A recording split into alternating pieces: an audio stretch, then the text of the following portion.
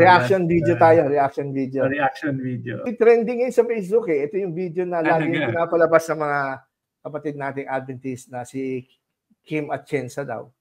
Ay pinapaliwanag niya na Sabat ang ikapitong araw at ang araw ng Linggo ay sa pagano.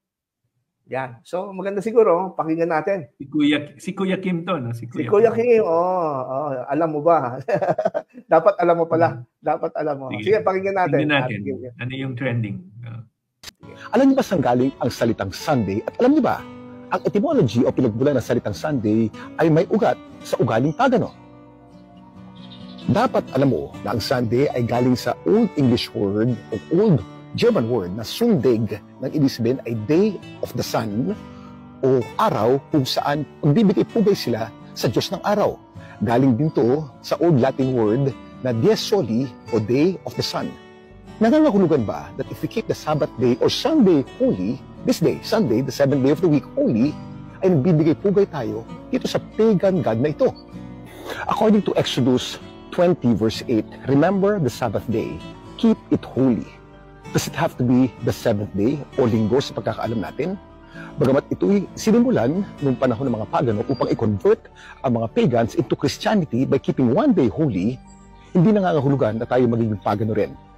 Ibig sabihin, magpahinga tayo because God worked for 6 days and He's the only God that had to rest one day. Dapat ganoon din tayo.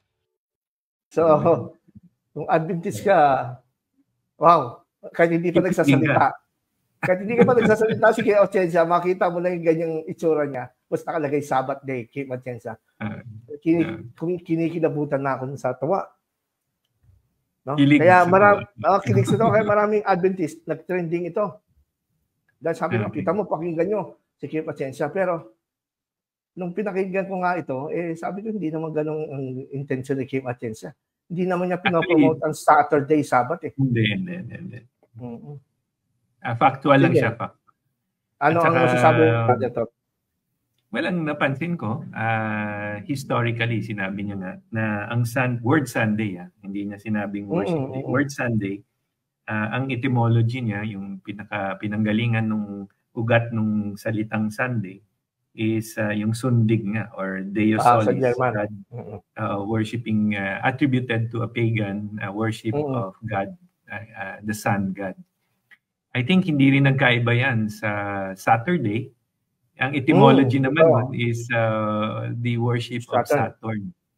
So, itong mga gods na ito, everyday, nilagyan nila ng pangalan, di ba? Si Monday, si Tuesday, si Wednesday, Thursday, Frigid Day, at saka Saturn Day. So kung titingnan natin, tama naman si Kim na ang ano niya is ang objective niya is yung pinaka-root word. So tama 'yon na Sun. But sabi niya naman, hindi komo tayo yung nagpapahinga ng Sunday na pagano na tayo, di ba? Kasi sa kanyang sabi, if I heard it correctly sa Christian, is that coming from Exodus 20 verse 8, for 6 days, God created the heavens and the earth. And on the 7th day is the God who rested.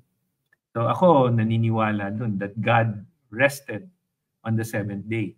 And very clear sa akin yun that yung rest ni God is He stopped creating from that time and up to today. Wala na siyang kine-create. However, He continues to work to maintain the heavens and the earth, to maintain everything, even itong the whole universe. Kasi si God, hindi yan nagpapahinga naman talaga eh. Kasi even Jesus said na He and His Father continue to work even on a Sabbath day. So God Himself does not need to rest. But on hindi that... Hindi siya napapagod. Rest siya in a sense na natapos na yung kanyang ginagawa. He ceased. Sa music note sa piano, di ba? May nakalagay doon na rest. Hindi ibig sabihin na pagpapahinga ka ng piano, kundi mag-stop ka na sa note na yun. Yes. So yun ang basic explanation. Hindi siya nagsasabing hindi sinasabi ni Kuya Kim na 7 days Saturday, sa kanya, sinasabi niya lang hindi ko mo nag-rest tayo ng Sunday na matuturing pagano na tayo. Kasi hindi naman tayo nag-worship ng Sun. Yes. Nag-worship tayo ng true God. Pero